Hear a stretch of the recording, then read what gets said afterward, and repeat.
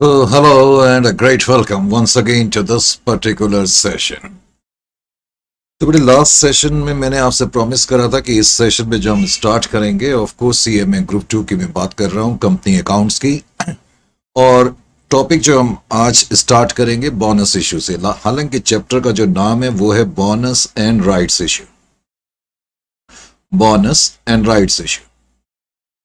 अभी ये rough work है, अभी आपको लिखना नहीं है, पहले ये ध्यान रखना है। करेक्ट। जब मैं आपको लिखने के लिए बोलूं तभी आपने लिखना है, और सारी चीजें हम बड़े फेयरली बाद में लिखेंगे। Bonus and rights issue. तो बोनस एंड राइट्स इश्यू क्या मतलब होता है? हालांकि मैंने कहा चैप्टर का नाम है बोनस एंड राइट्स इश्यू, लेकिन इस चैप्टर को हम 2 पार्ट्स में पढ़ेंगे। एक तो बोनस इश्यू के रूप में और दूसरा राइट्स इश्यू के रूप में। तो पहले हम बोनस इश्यू की चर्चा करेंगे, और राइट्स इश्यू बिल्कुल छोटा सा है, उसकी चर्चा ऑफ कोर्स बिल्कुल लास्ट में होगी जब बोनस इश्यू फिनिश अप हो जाएगा। करेक्ट। तो सबसे पहले तो समझने की कोशिश करते हैं कि बोनस इश्यू का क्या मतलब है। कोई एंटिटी बोनस इश्यू क्यों करती है, बोनस इश्यू करने के पीछे रीजन क्या होते हैं, और बोनस इश्यू से कंपनी को या कंपनी के शेयर होल्डर्स को क्या फायदा है, और बोनस इश्यू के अंतर्गत कंपनी की बुक्स में हम किस तरीके से अकाउंटिंग करेंगे। तो इन सवालों का जवाब ढूंढने के लिए बोनस इश्यू का ये चैप्टर जो है अब हम स्टार्ट कर रहे हैं। करेक्ट। तो बेटे, जहां तक बोनस इश्यू का सवाल है, लिटरल इंग्लिश में बोनस का बेसिकली मतलब क्या होता है? आपने कई बार ये वर्ड इस्तेमाल करा है, और कई बार आप बड़े कैजुअली इसको इस्तेमाल करते हैं। कैसे करते हैं? फॉर एग्जाम्पल, आप एक दुकान में शर्ट लेने के लिए गए। करेक्ट। अब आपने एक शर्ट ली 500 रुपीज में, और दुकानदार ने आपको एक शर्ट दी, लेकिन उसने कहा सर हमारे यहाँ स्कीम चल रही है, एक के साथ हम दूसरी शर्ट फ्री दे रहे हैं। तो सडनली जब दूसरी शर्ट आपको फ्री में मिल गई तो आपको ऐसा लगेगा कि जैसे बोनस के रूप में ये शर्ट हमें मिल गई। यानी कि टेक्निकली बोनस का लिटरल इंग्लिश में तो मतलब हो गया something, some benefit, some extra benefit, यू में से। अब बोनस इश्यू का क्या मतलब है? बोनस इश्यू का मतलब समझने के लिए हम कुछ इस तरीके से समझते हैं। सपोज कोई कंपनी है, और इस कंपनी ने अपने शेयर होल्डर्स को कुछ शेयर्स फ्री में दे दिए। कंपनी ने अपने शेयर होल्डर्स को कुछ शेयर फ्री में दे दिए। जब कोई कंपनी अपने शेयर होल्डर्स को शेयर्स फ्री में देगी, इस कंपनी ने अपने शेयर होल्डर्स को शेयर्स फ्री में दिए, यानी कि शेयर होल्डर्स को उसके लिए पे नहीं करना पड़ा। कोई कंपनी है, उसके एग्जिस्टिंग शेयर होल्डर्स हैं, उन एग्जिस्टिंग शेयर होल्डर्स को कंपनी ने शेयर्स फ्री में दिए, तो इसका मतलब है, हम अकाउंटिंग लैंग्वेज में कहेंगे कि कंपनी ने बोनस इश्यू करा। तो बोनस इश्यू का बेसिकली मतलब क्या निकल गया? Bonus issue is nothing, in simple words it means issuance of shares by an entity or by a company to its shareholders virtually free of cost। यानी कि जब कोई कंपनी बोनस इश्यू करती है तो बोनस शेयर्स, वैसे word bonus shares कहते हैं, बोनस शेयर्स का मतलब है किसी कंपनी के द्वारा फ्री में इक्विटी शेयर दिया जाना। तो एक कंपनी ने अपने एग्जिस्टिंग शेयर होल्डर को फ्री में शेयर्स दिए, तो ये जो शेयर्स फ्री में गए इनको हम बोनस शेयर्स बोलेंगे। अब जाहिर है कि बोनस शेयर्स के लिए शेयर होल्डर्स को पे नहीं करना पड़ेगा। इससे पहले कि मैं इस बात की चर्चा करूं कि कोई कंपनी बोनस इश्यू क्यों करती है, उसके पीछे क्या रीजन होते हैं, पहले आप ये समझने की कोशिश करें। पहले आप मेरे एक छोटे से क्वेश्चन का आंसर दें, और पहले मेरे क्वेश्चन को भी समझें। सपोज मैं कहता हूं कि E1 लिमिटेड नाम की कोई कंपनी है, और इस कंपनी ने, मैं क्या कह रहा हूं ध्यान से सुने, मैंने कहा कि इस कंपनी ने, मान लेते हैं 10,000 शेयर्स मार्केट में इश्यू करे, 10,000 शेयर्स ऑफ ₹100 ईच। सपोज इस कंपनी ने 100 रुपए वाले शेयर, 10,000 शेयर मार्केट में इश्यू करे, पब्लिक को इश्यू करे, तो बताओ उस केस में क्या एंट्री होगी? मेरा क्वेश्चन ये है कि E1 limited has issued 10,000 shares of 100 each in the market. Company ने कैपिटल मार्केट में ये शेयर्स इश्यू करे हैं, कंपनी ने ये शेयर पब्लिक को इश्यू करे हैं, ये शेयर्स फ्री में नहीं दिए। मेरा क्वेश्चन ये है कि कंपनी ने 10,000 शेयर 100 रुपए वाले इश्यू करे हैं, तो बताओ जरा इसकी क्या एंट्री होगी? और इस तरह की एंट्री आपने 11th में, 12th में 1000 बार करी है। जब कोई कंपनी अपने शेयर इश्यू करती है पब्लिक को, तो जाहिर है कि जब पब्लिक आपके शेयर्स खरीदेगी तो आपके पास पैसा आएगा, आप एंट्री लिखेंगे bank account debit to share capital, और ये एंट्री आपने एक नहीं कई बार लिखी है। 10,000 शेयर्स ऑफ 100 ईच इसका मतलब 10 लाख रुपए आपके पास आ गए और आपकी शेयर कैपिटल बढ़ गई। No doubt share capital credit हो रही है तो इसका मतलब है कंपनी की शेयर कैपिटल बढ़ जाएगी। जब हम पब्लिक को शेयर्स इशू करते हैं, मार्केट में शेयर इशू करते हैं, तो उस केस में कंपनी के पास कैश आता है और शेयर कैपिटल हम क्रेडिट करते हैं। इसमें किसी तरह का कोई डाउट नहीं है। मैंने कहा इस तरह की एंट्री आपने 1000 पार करी है। अब जरा दूसरी सिचुएशन देखो। सपोज मैं कहूं कि E1 लिमिटेड ने 10,000 चलो 1000 शेयर सिंप्लिसिटी के लिए 1000 शेयर्स ऑफ ₹100 बोनस के रूप में इश्यू करे। बोनस के रूप में इश्यू करे का मतलब है कंपनी ने ये बोनस इश्यू करा। बोनस इश्यू का मतलब मैंने बताया था, अपने एग्जिस्टिंग शेयर होल्डर को कंपनी ने ये शेयर्स फ्री में दिए। अगर कोई कंपनी बोनस के रूप में अपने शेयर्स को इश्यू करती है, यानी कि बोनस इश्यू करती है शेयर्स के रूप में, तो उस केस में क्या एंट्री होगी? अब इस केस में क्या एंट्री होगी? कंपनी 1000 शेयर इश्यू कर रही है तो नो डाउट शेयर कैपिटल तो क्रेडिट होगी, उसमें तो किसी तरीके का डाउट नहीं है। कंपनी ने 1000 शेयर इश्यू करे हैं 100 रुपए वाले, तो कंपनी की शेयर कैपिटल 1 लाख से बढ़ेगी, इसमें किसी तरीके का डाउट नहीं है क्योंकि शेयर कैपिटल क्रेडिट हो रहा है। करेक्ट। लेकिन जो मेरा क्वेश्चन आपसे ये है, अब की बार मैं क्या डेबिट करूं? क्या मैं बैंक को डेबिट करूंगा? नहीं, क्योंकि अब की बार कंपनी के पास कैश तो आ ही नहीं रहा। अगर कंपनी के पास कैश आता तो निश्चित रूप से हम बैंक को डेबिट करते, लेकिन अब की बार हमारे पास कैश तो आ ही नहीं रहा। तो इस केस में हम क्या डेबिट करेंगे? यानी कि जब कोई कंपनी बोनस इश्यू करती है तो उस केस में कंपनी को कैश तो मिलेगा नहीं, तो इसलिए बैंक अकाउंट तो हम डेबिट कर नहीं सकते। उस केस में कंपनी एंट्री लिखेगी reserves account debit to share capital. Is it clear to you और नॉट? तो सिंपल वर्ड्स में आपकी समझ में क्या आना चाहिए कि जब कोई कंपनी बोनस इश्यू करती है, कंपनी के पास पैसा नहीं आएगा, company is not going to receive any cash, उस केस में कंपनी एंट्री लिखेगी reserves account debit to share capital.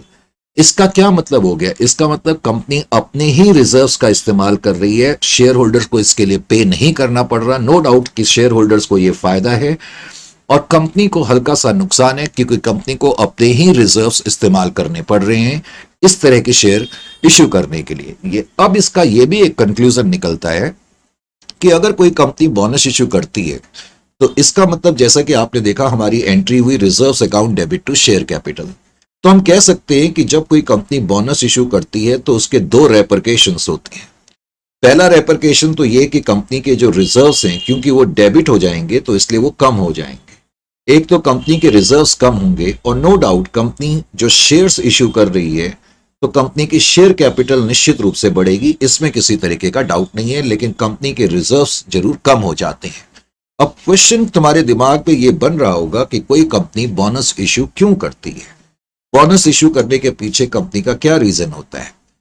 बेटे इसका सबसे बड़ा रीजन क्या होता है? किसी कंपनी का, जब कोई कंपनी बोनस इश्यू करती है तो उसका सबसे बड़ा रीजन जो है वो ये है कि कंपनी के पास जरूरत से ज्यादा एक्यूमुलेटेड रिजर्व्स हो गए हैं। फॉर एग्जांपल कोई कंपनी है, मान लेते हैं E1 लिमिटेड, शेयर कैपिटल के अलावा अगर उस कंपनी के पास जरूरत से ज्यादा रिजर्व्स हो जाएं, जरूरत से ज्यादा रिजर्व्स, अगर किसी कंपनी के पास जरूरत से ज्यादा जनरल रिजर्व में बैलेंस है, प्रॉफिट और लॉस अकाउंट में बैलेंस है या अदर रिजर्व्स में बैलेंस है, जरूरत से ज्यादा रिजर्व होना भी एक बहुत अच्छा साइन कंपनी की हेल्थ का नहीं माना जाता। ये कुछ वैसा ही है जैसे एक बहुत मोटा सा आदमी है, दिखने में तो बड़ा हेल्दी नजर आ रहा है, लेकिन वो जरूरत से ज्यादा मोटा है तो हकीकत यह है कि वो कई बीमारियों से ग्रस्त है।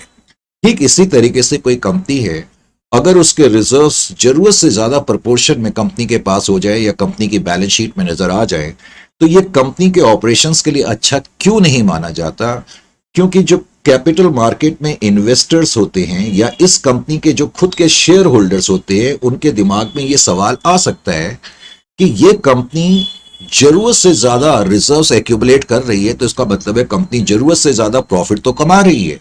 तो शेयर होल्डर्स ये सोचने पर मजबूर हो जाएंगे कि कंपनी उन प्रॉफिट्स को हम लोगों में डिविडेंड के रूप में डिस्ट्रीब्यूट नहीं कर रही है। नंबर एक तो ये ख्याल शेयर होल्डर्स के दिमाग में आ सकता है, या शेयर होल्डर्स के दिमाग में ये बात आ सकती है, शेयर होल्डर्स या इन्वेस्टर्स के दिमाग में ये ख्याल आ सकती है कि ये कंपनी जिस प्रपोर्शन में प्रॉफिट कमा रही है उस प्रपोर्शन में डिविडेंड नहीं दे रही, या फिर कंपनी जितना प्रॉफिट कमा रही है उस प्रॉफिट को सही जगह पर इस्तेमाल नहीं कर रही है। अगर कंपनी प्रॉफिट कमाए हुए प्रॉफिट्स को सही जगह पर इस्तेमाल नहीं करेगी तो लॉन्ग रन में कंपनी की पोजीशन खराब हो सकती है, इस कंपनी में तो इन्वेस्ट करना बेकार है। तो इस तरह के सवालात कैपिटल मार्केट में पोटेंशियल इन्वेस्टर्स में, शेयर होल्डर्स में, या किसी भी ऐसी पार्टी में आ सकते हैं जिसका भी इंटरेस्ट इस कंपनी के अफेयर्स में है।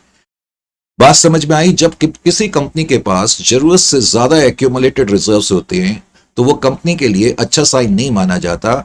लोग कैपिटल मार्केट में ये मान करके चलते हैं, करेक्ट, लोग कैपिटल मार्केट में ये चलते हैं, कैपिटल मार्केट में ये मान करके चल रहे हैं। Just hold on, let me check. Classes तो बेटा ऑलरेडी मूव कर रही है, just give me 1 second time, 1 second time.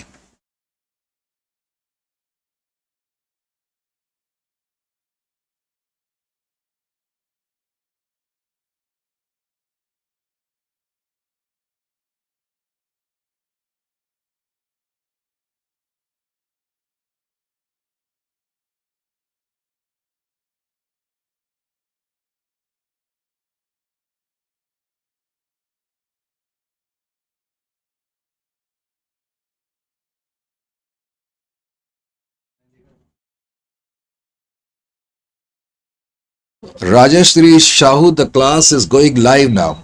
Anyway, तो बात बेटे चल रही थी, थोड़ा सा कई बार टेक्निकल चीजें देखनी पड़ती है। तो मैं ये बता रहा था, क्लास सिर्फ वीडियो अपलोड की बात नहीं है, क्लासेस तो मूव कर रही हैं। I am taking live session. तो E1 लिमिटेड नाम की जो कंपनी है, मैंने कहा कि अगर किसी भी कंपनी के पास जरूरत से ज्यादा एक्यूमुलेटेड रिजर्व्स हो जाते हैं तो debt is not taken as a very good sign regarding company's health and company's operation. तो जैसे कि मैंने बताया कि शेयर होल्डर्स के दिमाग में और पोटेंशियल इन्वेस्टर्स के दिमाग में इस तरह के ख्याल आ सकते हैं कि कंपनी जो है प्रॉफिट्स का डिस्ट्रीब्यूशन ठीक नहीं कर रही है, कंपनी जो पैसे कमा रही है उसको ठीक चैनल्स में क्या बोलते नहीं लगा रही है। तो हो सकता है कि लॉन्ग रन में हमारे लिए इस कंपनी से रिटर्न मिलना उतना आसान ना हो। तो अब पॉइंट यह है कि जो बात कंपनी के शेयर होल्डर्स और इन्वेस्टर्स जानते हैं वो बात कंपनी भी तो जानती है। कंपनी को भी मालूम है कि हमारे पास जरूरत से ज्यादा रिजर्व्स इकट्ठे हो गए। तो कई बार कंपनी के पास जरूरत से ज्यादा रिजर्व इकट्ठे तो हो जाते हैं, कई बार वो कंपनी की मजबूरी इस सेंस में हो जाती है कि कंपनी को मार्केट में कोई ऐसे वायबल प्रोजेक्ट्स नजर नहीं आते कि जहां की कंपनी अपने पैसे को लगाए। तो ऐसी सिचुएशन में कंपनी क्या करे? तो फिर कंपनी ये सोचती है कि अगर हम इन रिजर्व्स को अपने पास रखेंगे और कहीं चैनलाइज नहीं करेंगे तो शेयर होल्डर्स और इन्वेस्टर्स हमसे नाराज या खफा हो सकते हैं। तो इसलिए कंपनी ऐसी सिचुएशन से निपटने के लिए बोनस इश्यू का सहारा लेती है। तो कंपनी अगर बोनस इश्यू करेगी तो तुमने देखा, अभी मैंने बताया था कि कंपनी के रिजर्व्स कम होंगे और शेयर होल्डर्स को फ्री में शेयर्स मिल रहे हैं तो शेयर होल्डर्स भी खुश हो जाएंगे। तो ये एक विन विन पोजीशन है कंपनी के लिए भी और शेयर होल्डर्स के लिए भी। Is it clear to you? तो कल कोई तुमसे पूछे कि बोनस इश्यू करने की मेन वजह क्या होती है, जब कंपनी के पास एक्सेसिव रिजर्व्स होते हैं और कंपनी के पास इन्वेस्टमेंट चैनल्स नहीं होती, यानी कि उस पैसे को कंपनी कहां लगाए, फिर कौन से प्रोजेक्ट पे इन्वेस्ट करे। तो कई बार इकोनॉमी की कंडीशन ऐसी होती है, तो जैसे कि बीच में कोविड का टाइम्स था तो हम कह सकते हैं कि इन्वेस्टमेंट्स थोड़ी सी कम हो रही थी। तो ऐसी सिचुएशन में कंपनी डिसाइड करती है कि हम बोनस इश्यू करेंगे। तो अभी तक हमने ये देखा कि जब कोई कंपनी बोनस इश्यू करती है तो पहले तो बोनस इश्यू का मतलब है issue of equity shares freely among the existing equity share holders, यानी कि इक्विटी शेयर बोनस इश्यू के लिए शेयर होल्डर्स को पे नहीं करना पड़ता। फिर मैंने तुम्हें अभी अभी ये बताया कि जब कोई कंपनी बोनस इश्यू करेगी तो कंपनी के रिजर्व्स कम होंगे, क्योंकि कंपनी की एंट्री होती है reserves account debit to share capital account. Bonus shares जो हम इश्यू कर रहे हैं, बोनस शेयर्स का मतलब है फ्री में शेयर्स देना। तो जो शेयर्स हम फ्री में दे रहे हैं, जब हम शेयर्स फ्री में देंगे हमारे पास कैश नहीं आएगा, कंपनी को अपने रिजर्व्स इस्तेमाल करने पड़ेंगे। इसीलिए मैंने कहा कि कंपनी के रिजर्व्स तो कम होंगे लेकिन कंपनी की शेयर कैपिटल बढ़ती है, इसमें कोई डाउट किसी तरीके का नहीं है। नंबर 1। अब तुमने एक बात और नोट करी होगी, जब मैं ये एंट्री कर रहा हूं तो इसका क्या मतलब है? इसका मतलब है हमारे रिजर्व्स कम हो रहे हैं, ये तो मैं बता चुका हूं। और मैंने बताया इसका मतलब है शेयर कैपिटल बढ़ रही है। अब इसको हम दूसरे अल्फाजों में ऐसे भी कह सकते हैं कि कंपनी के जो रिजर्व्स थे वो कंपनी की शेयर कैपिटल का हिस्सा बन गए। यानी कि सपोज मैं कहता हूं ये 1 लाख रुपए है, तो एंट्री होगी reserve account debit 1 lakh to share capital 1 lakh. इसका मतलब बैलेंस शीट में रिजर्व 1 लाख से कम हो जाएंगे और शेयर कैपिटल 1 लाख से बढ़ जाएगी। तो हम ये भी कह सकते हैं कि जब बोनस इश्यू होता है तो डायरेक्टली या इनडायरेक्टली कंपनी के रिजर्व्स कम हो जाते हैं, लेकिन कंपनी की शेयर कैपिटल बढ़ जाती है। इसका मतलब है कंपनी के रिजर्व एक तरीके से कैपिटल का हिस्सा बन जाते हैं, जितने रिजर्व्स हम यूज कर रहे हैं। इसीलिए बोनस इश्यू को कैपिटलाइजेशन ऑफ प्रॉफिट्स भी कहा जाता है। बहुत से बच्चों को यह बातें मालूम नहीं होती। कैपिटलाइजेशन ऑफ प्रॉफिट्स या कैपिटलाइजेशन ऑफ रिजर्व्स भी इसको कहते हैं। अकाउंट्स में जितने भी रिजर्व्स बनते हैं वो प्रॉफिट से ही बनते हैं। कैपिटलाइजेशन ऑफ प्रॉफिट्स और रिजर्व्स का एक ही मतलब है। तो अब तुम्हारी समझ में ये बात आनी चाहिए कि बोनस इश्यू को कैपिटलाइजेशन ऑफ प्रॉफिट क्यों कहते हैं। Because reserves, when company is going to use its reserves for the purpose of bonus issue, the reserve will decline in the sense that reserve now will become part of share capital. अब bonus issue को कभी कभी हम bonus issue को कभी कभी हम dividend in kind भी कहते हैं। Dividend in kind, dividend in kind. वैसे तो जब शेयर होल्डर किसी कंपनी में इन्वेस्ट करते हैं तो शेयर होल्डर्स को डिविडेंड मिलता है, हमें मालूम है, उनकी इन्वेस्टमेंट पर। जनरली जो डिविडेंड मिलता है बाय वे ऑफ चेक या बैंक, यानी कि इसका मतलब कैश में डिविडेंड मिलता है। देखो, जब हम अकाउंट्स में कहते हैं कि हमने डिविडेंड बैंक से या चेक से दिया तो इसका मतलब है कि डिविडेंड इनको कैश में मिला। जनरली शेयर होल्डर्स को डिविडेंड जो है कैश में मिलता है, लेकिन यहां भी शेयर होल्डर्स को कुछ बेनिफिट तो मिल रहा है ना। यहां डिविडेंड तो नहीं मिल रहा लेकिन कुछ बेनिफिट मिल रहा है, क्योंकि कंपनी इसको फ्री में शेयर्स दे रही है। यानी कि कंपनी जब बोनस शेयर्स यानी कि शेयर्स फ्री में अपने शेयर होल्डर्स को दे रही है तो शेयर होल्डर्स को बेनिफिट तो मिला, लेकिन यहां वो कैश फॉर्म में नहीं मिल रहा, वो शेयर के फॉर्म में मिल रहा है। तो इसीलिए कई बार कैजुअली हम बोनस इश्यू को डिविडेंड इन काइंड भी कहते हैं। तो पहले तो ये बातें आपकी समझ में आनी चाहिए कि why bonus issue is known as capitalisation of profit and why bonus issue is sometime called as dividend in kind. Correct. उसके बाद अब आपको जो सबसे बड़ी चीज मालूम होनी चाहिए बोनस इश्यू के बारे में, जो सबसे बड़ी चीज बोनस इश्यू के बारे में मालूम होनी चाहिए कि बोनस इश्यू जो होता है वो 2 टाइप्स का होता है। अभी आपने कुछ लिखना नहीं है, मैं खुद बाद में बड़े फेयरली आपको ये सारी चीजें लिखाऊंगा। करेक्ट। मैंने आपको कहा अगर आप ऑनेस्टी से क्लासेस अटेंड करेंगे तो आपको वाकई में बहुत फायदा होगा। Bonus issue, bonus issue. अब जो बोनस इश्यू है, correct, bonus issue, bonus to fully, मैंने कहा बोनस इश्यू जो होता है वो 2 टाइप्स का होता है। एक तो हम कहते हैं bonus to fully paid share, bonus to fully paid share. अभी मैंने कहा आपको लिखना नहीं है, bonus to fully paid shares. और एक हम कहेंगे bonus to make partly paid of shares as fully paid, bonus to make partly paid of shares as fully paid। बाद में हम देखेंगे कि बोनस इश्यू जो है वो 2 टाइप्स के होते हैं। एक तो होता है bonus to fully paid shares और एक होता है bonus to make partly paid of shares as fully paid. पहले तो इन दोनों का क्या मतलब है, पहले मैं थोड़ा सा ये क्लियर कर दूं। पहले तो इन दोनों टाइप के जो बोनस इश्यू होते हैं इनका क्या मतलब है, थोड़ा सा मैं ये आइडिया आपको देता हूं। Bonus to fully paid share का क्या मतलब है, इसको आप ऐसे समझें।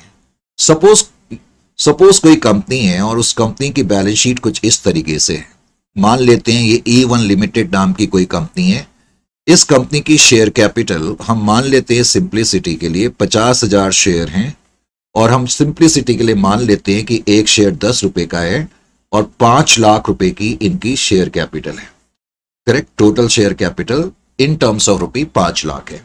और सिंप्लिसिटी के लिए मैं मान लेता हूं कि इस कंपनी के जो एक्यूमुलेटेड रिजर्व्स हैं, एक्यूमुलेटेड रिजर्व्स हम मान लेते हैं कि 10 लाख रुपए एक्यूमुलेटेड रिजर्व्स में बैलेंस है।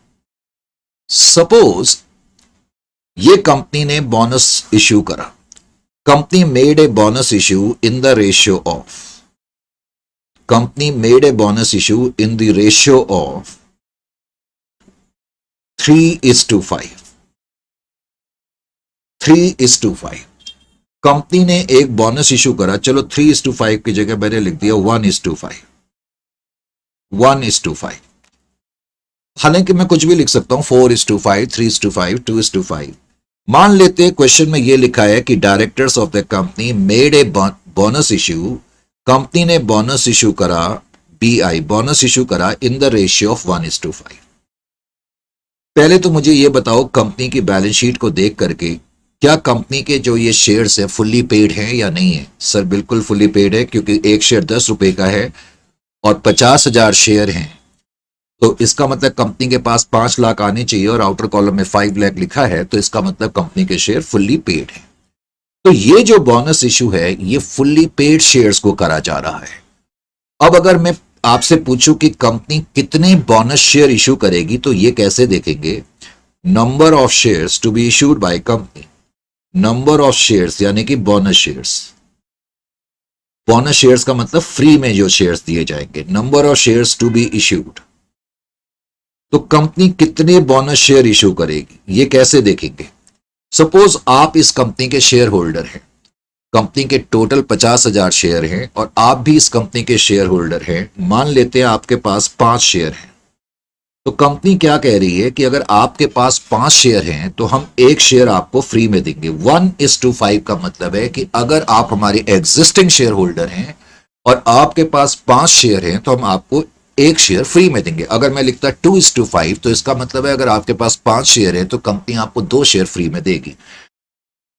अगर किसी शेयर होल्डर के पास 5 शेयर है तो कंपनी उसको एक शेयर फ्री में देगी। और इस कंपनी के टोटल 50,000 शेयर्स हैं, तो 50,000 शेयर्स को कितने शेयर्स बोनस, कितने शेयर्स दिए जाने चाहिए? हम कंप्यूट कर सकते हैं 50,000 इंटू 1/5, करेक्ट। तो इसका मतलब कंपनी 10,000 शेयर्स फ्री में देगी, 10,000 शेयर्स कंपनी फ्री में देगी और एक शेयर की जो फेस वैल्यू है वो 10 रुपए की है।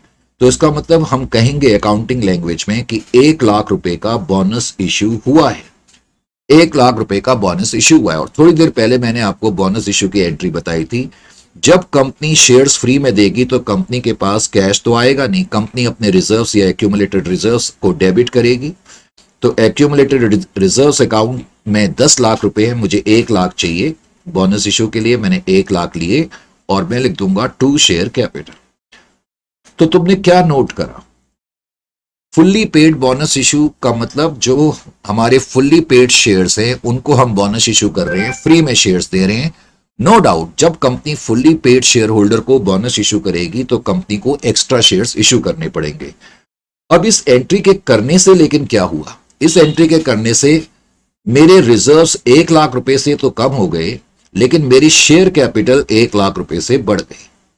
यानी कि अब मैं कहूं कि बोनस इशू के बाद मेरी शेयर कैपिटल में कितना बैलेंस है, तो 6 लाख रुपए का बैलेंस है और एक्यूमुलेटेड रिजर्व्स में 9 लाख का बैलेंस है। Is it clear to you और नॉट? तो ये छोटी छोटी चीजें समझ में आनी चाहिए। अभी मैंने आपको ये बताया कि बोनस इशू 2 टाइप्स के होते हैं। अभी मैंने पहली टाइप के बारे में बताया कि bonus to fully paid share, और दूसरी टाइप का बोनस इशू होता है उसको हम बोलते हैं bonus to make partly paid up share as fully paid. Bonus to make partly paid up shares as fully paid का क्या मतलब है, प्लीज यहां पर ध्यान दें। मान लेते हैं E2 लिमिटेड नाम की कोई कंपनी है और मान लेते हैं कि इस कंपनी की जो शेयर कैपिटल है, सिंप्लिसिटी के लिए इस कंपनी की जो शेयर कैपिटल है मान लेते हैं 10,000, चलो 50,000 शेयर हैं पिछले क्वेश्चन की तरफ, 50,000 शेयर्स ऑफ ₹10 ईच। लेकिन मैंने क्या लिखा? 8 called up and paid up, 8 called up and paid up. 10 रुपए में से कंपनी ने अभी तक 8 रुपए बुलाए हैं और लोगों ने 8 पे कर दिए, इसलिए आउटर कॉलम में 50,000 इंटू 8 4 लाख नजर आ रहा है। यानी कि कंपनी ने इन शेयर्स पे अभी तक 2 रुपए नहीं बुलाए हैं। कंपनी ने इन शेयर्स पे 2 रुपए अभी तक नहीं बुलाए हैं। हम ये भी मान लेते हैं कि कंपनी के पास कुछ एक्यूमुलेटेड रिजर्व्स है। मान लेते हैं सिंप्लिसिटी के लिए एक्यूमुलेटेड रिजर्व्स कंपनी के पास 10 लाख के हैं। अब मान लेते हैं कि कंपनी ने बोनस इशू करा, लेकिन कैसे करा? डायरेक्टर्स डिसाइड, लेट अस से लिखा हुआ है कि डायरेक्टर्स डिसाइड, अभी आपने लिखना नहीं है, अभी ये सब रफ वर्क चल रहा है, करेक्ट। अननेसेसरी टाइम वेस्टेज ना करें, बाद में सारी चीजें मैं बड़े फेयरली लिखाऊंगा, बड़े नीटली लिखाऊंगा। Director decide to make the share, to make the shares fully paid, fully paid without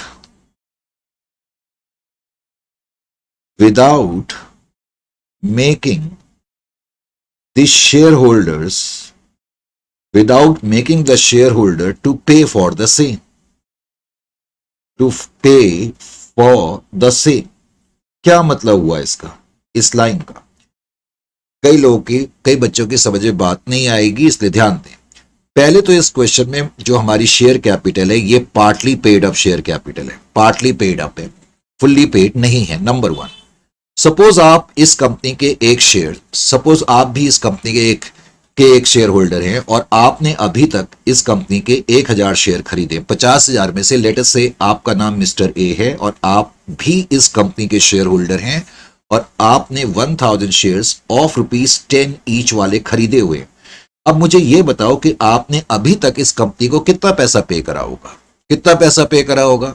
because आपने 1000 शेयर खरीदे हैं 10 रुपए वाले, लेकिन कंपनी ने आपसे अभी तक 8 रुपए बुलाए हैं, तो अभी तक आपने सिर्फ 8000 रुपए पे करे हैं।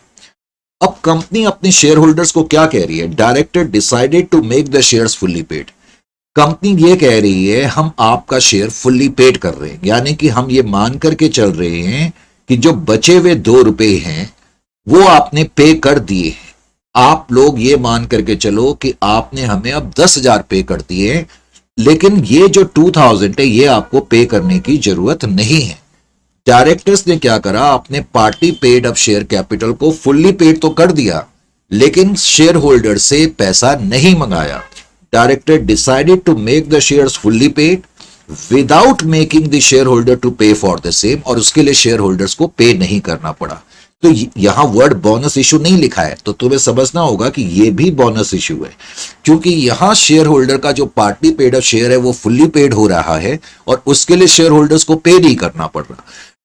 देखो, नॉर्मल सर्कमस्टेंसेस में जब हम कॉल को बुलाते हैं तो हमारी क्या एंट्री होती थी? 11th-12th में तुमने 1000 बार ये एंट्री लिखी होगी, शेयर कॉल अकाउंट डेबिट।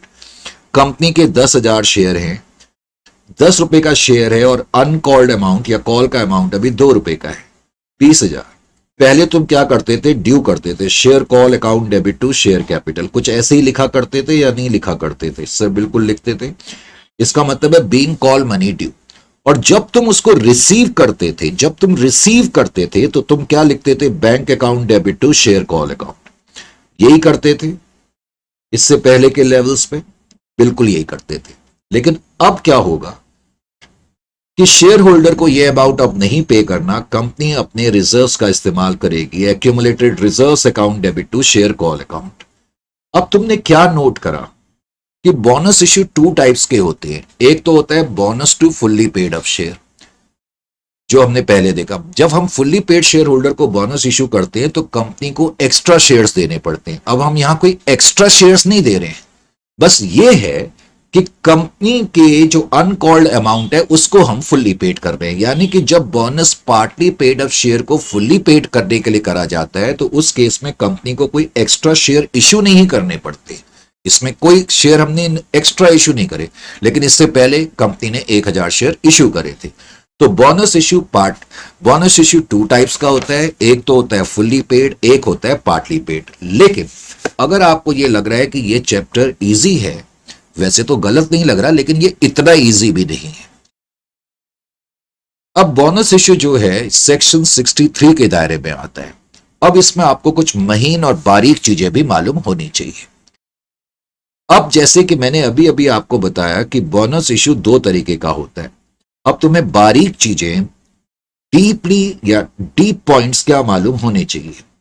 अभी अभी मैंने बताया कि बोनस इश्यू होता है एक तो bonus to fully paid up share, एक तो bonus issue fully paid up share को करा जाता है, bonus to fully paid share,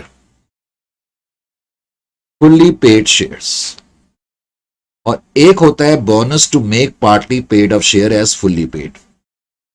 bonus to make partly paid shares as fully paid. अब तुम्हें जो मेन चीज इस चैप्टर में मालूम होनी चाहिए, करेक्ट, इस चैप्टर से 4 मार्क्स का क्वेश्चन आता है और आसानी से तुम 4 मार्क्स क्लिंच कर सकते हो अगर तुम्हें कुछ बेसिक चीजें मालूम है। अब तुम्हें क्या मालूम होना चाहिए, अभी तक तो हमने यही सीखा कि जब कोई कंपनी बोनस इशू करती है तो कंपनी की एंट्री होती है reserves account debit to share capital, पर हम ब्लाइंडली ऐसा नहीं करेंगे, कुछ रूल्स हमें फॉलो करने पड़ेंगे। अब तुम्हें क्या मालूम होना चाहिए कि जब हम बोनस फुल्ली पेड शेयर को करेंगे, ऑफ कोर्स हम अपने रिजर्व्स को डेबिट तो करेंगे, लेकिन हम कौन कौन से रिजर्व्स यूज कर सकते हैं यह तुम्हें मालूम होना चाहिए। बोनस टू फुल्ली पेड, अगर हम फुल्ली पेड शेयर होल्डर्स को बोनस इशू करेंगे तो उस केस में company capital nature CNR, capital nature के रिजर्व्स भी यूज कर सकती है। CNR का मतलब कैपिटल नेचर रिजर्व, और कंपनी रेवेन्यू नेचर के रिजर्व्स का भी इस्तेमाल कर सकती है। ये अब तुम्हें चीज मालूम होनी चाहिए। अब कैपिटल नेचर के रिजर्व्स क्या होते हैं, अभी जब मैं तुम्हें फेयर में अपने नोट्स लिखाऊंगा तो उसमें मैं लिखाऊंगा कि कैपिटल नेचर के रिजर्व्स हैं, जैसे सिक्योरिटी प्रीमियम है, ये कैपिटल नेचर का रिजर्व है, जैसे कैपिटल रिजर्व है, जैसे कैपिटल रिडम्पशन रिजर्व है, ये सब कैपिटल नेचर के रिजर्व्स होते हैं। इसी तरह रेवेन्यू नेचर के रिजर्व जैसे प्रॉफिट एंड लॉस अकाउंट है, जैसे जनरल रिजर्व है सिंप्लिसिटी के लिए, और भी कई तरीके के होते हैं, dividend equalisation fund, workman compensation fund, उनकी लिस्ट मैंने कहा अभी जब मैं नोट्स फेयरली लिखाऊंगा तब मैं आपको लिखाऊंगा। अभी आप ये समझें कि बोनस जब भी फुल्ली पेड शेयर को करा जाएगा वो कैपिटल नेचर के रिजर्व से भी करा जा सकता है और साथ ही साथ रेवेन्यू नेचर के रिजर्व से भी करा जा सकता है। एक तो ये पॉइंट आपको मालूम होना चाहिए। लेकिन अगर बोनस मैं कर रहा हूं to make the partly paid of share as fully paid, एक तो हम फुल्ली पेड शेयर होल्डर को बोनस इशू करते हैं और दूसरा हम पार्टली पेड ऑफ शेयर्स को बोनस देते हैं, करेक्ट। जब मैं बोनस इशू करूंगा पार्टली पेड ऑफ शेयर को तो उस केस में मैं सिर्फ और सिर्फ रेवेन्यू नेचर के रिजर्व्स का ही इस्तेमाल कर सकता हूं, मैं कैपिटल नेचर के रिजर्व्स का इस्तेमाल नहीं कर सकता। एक तो ये चीजें भी मालूम होनी चाहिए, करेक्ट। तो मैंने कहा ना थोड़ी बारीक चीजें मालूम होनी चाहिए। अब एक बड़ा पॉइंट मैंने, जो सबसे बड़ा पॉइंट है, जो कई बार बच्चों को पता ही नहीं लगता कि इस तरह के पॉइंट भी होते हैं।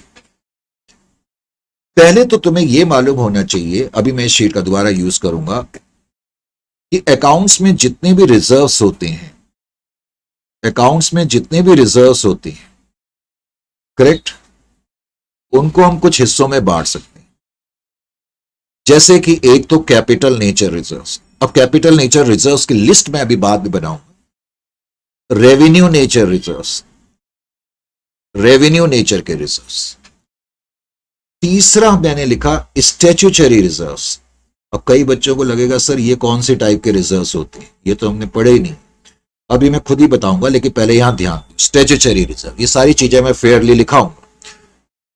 उसके बाद होते हैं specific reserves, SPCI, specific reserves. Specific reserves कोई नई चीज नहीं होती, ये प्रोविजंस ही होते हैं। बहुत से बच्चों को मैंने कहा ये चीजें पता नहीं होती, फिर प्रॉब्लम होती है।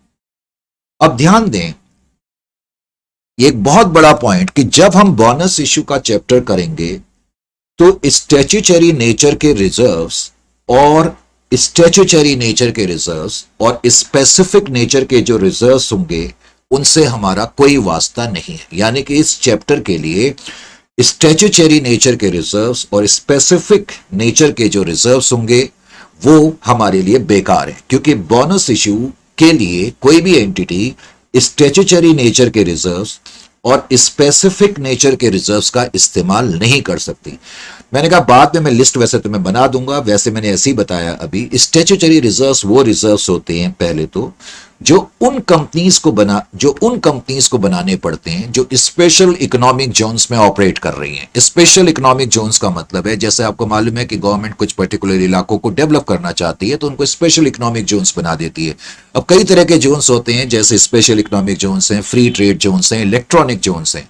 तो इस तरह के नोटिफाइड जोन्स में जो एंटिटीज काम करती हैं उनके ऊपर कुछ स्टैट्यूटरी यानी कि कुछ कानूनी दबाव होता है। स्टैट्यूटरी का मतलब लीगल फोर्स, उनके ऊपर कुछ कानूनी दबाव होता है कुछ रिजर्व्स बनाने का, जैसे कि investment allowance reserve IAR, export profit reserves, correct, development reserve. तो इस तरह के जो रिजर्व्स होते हैं ये स्टैट्यूटरी रिजर्व्स होते हैं और इनको हम बोनस इश्यू के लिए इस्तेमाल नहीं कर सकते। बात समझ में आई? स्पेसिफिक रिजर्व्स मैंने कहा प्रोविजन को ही कहते हैं, जैसे प्रोविजन फॉर डाउटफुल डेट्स, ये पर्टिकुलरली किसी ना किसी एसेट के अगेंस्ट बनते हैं।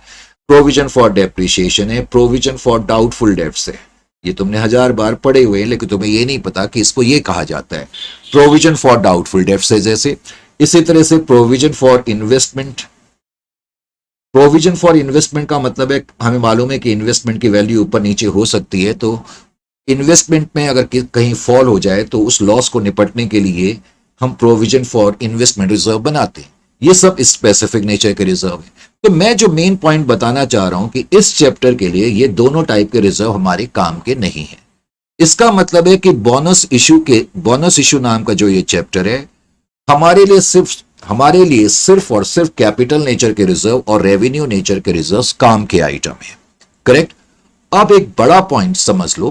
खैर, बड़ा पॉइंट समझने से पहले मैं याद दिला दूं कि अभी अभी मैंने तुम्हें यह बताया कि बोनस टू जो फुल्ली पेड शेयर्स है वो कैपिटल नेचर के रिजर्व से भी करा जा सकता है और रेवेन्यू नेचर के रिजर्व से भी करा जा सकता है।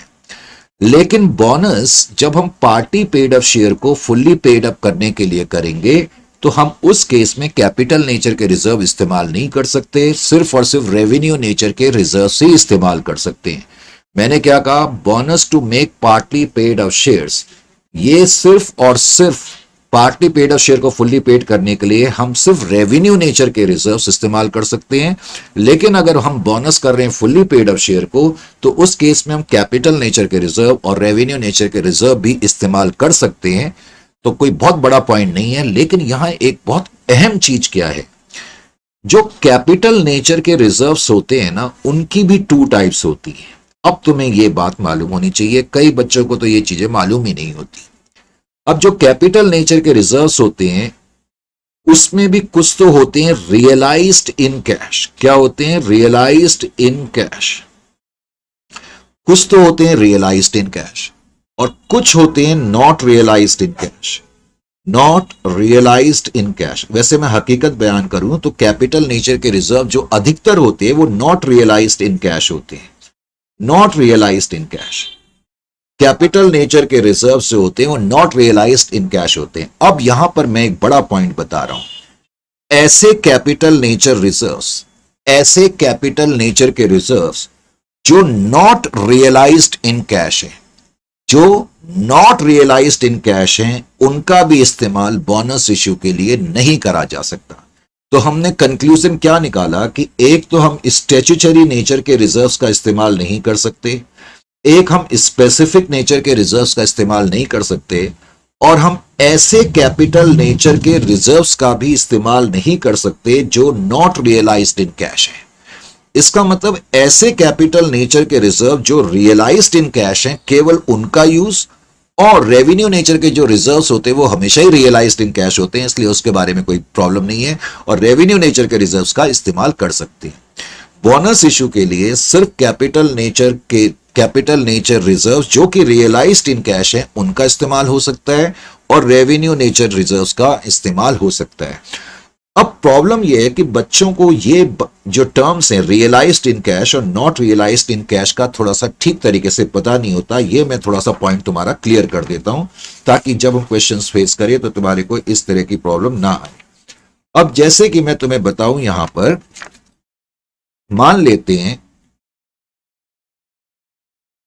मान लेते हैं सिक्योरिटी प्रीमियम अकाउंट में, सिक्योरिटी प्रीमियम सबको मालूम है ना, सिक्योरिटी प्रीमियम 11th 12th में बहुत बार पढ़ा है। सिक्योरिटी प्रीमियम अकाउंट पे मान लेते हैं कंपनी की बैलेंस शीट में 10 लाख रुपए है। कोई कंपनी है, उसकी बैलेंस शीट में सिक्योरिटी प्रीमियम में 10 लाख रुपए है। अभी अभी मैंने बताया कि सिक्योरिटी प्रीमियम कैपिटल नेचर का रिजर्व है, ये कैपिटल नेचर का रिजर्व है, इसमें किसी तरीके का कोई डाउट नहीं है। अब जो सिक्योरिटी प्रीमियम है 10 लाख रुपीस, मान लो इसमें नीचे लिखा हुआ है कि not realised in cash, not realised in cash, not realised in cash 3 lakh. मतलब तुम्हें यह दिया हुआ है कि जो सिक्योरिटी प्रीमियम है उसमें से not realised in cash 3 lakh है, तो इसका ऑटोमेटिक मतलब है कि जो रिमेनिंग अमाउंट 7 लाख है वो रियलाइज्ड इन कैश है, और उसका यूज तुम बोनस इशू के लिए कर सकते हो अगर तुम bonus issue fully paid share को कर रहे हो तो। क्योंकि फुल्ली पेड शेयर को जब हम बोनस इशू करते हैं तो कैपिटल नेचर के रिजर्व और रेवेन्यू नेचर के रिजर्व का इस्तेमाल कर सकते हैं। तो नॉट रियलाइज्ड इन कैश, वैसे प्रॉब्लम यह है कि अगर तुम्हें क्वेश्चन मिलेगा बाई चांस अगर इस तरह की एडजस्टमेंट होगी तो इतने आसान तरीके से तुम्हें नहीं दिया होगा। तुम्हें कैसे दिया हो सकता है ये मैं बताता हूं। मान लेते हैं किसी कंपनी की बैलेंस शीट में सिक्योरिटी प्रीमियम अकाउंट में 10 लाख रुपए मौजूद है, और नीचे उन्होंने क्या लिखा, लेट अस से नीचे उन्होंने लिखा security premium balance, security premium balance includes rupees 3 lakhs on shares issued to vendors,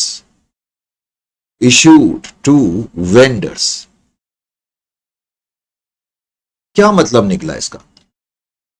देखो पहले यहां समझने की कोशिश करो। सपोज किसी कंपनी ने मार्केट में कुछ शेयर इश्यू करे, bank account debit, 2 share capital account और 2 सिक्योरिटी प्रीमियम अकाउंट। मान लेते हैं हमने 100 लाख रुपए के शेयर इशू करे 10 लाख के प्रीमियम पर, तो 110 लाख रुपए हमारे पास आए, 2 शेयर कैपिटल 100, 2 सिक्योरिटी प्रीमियम।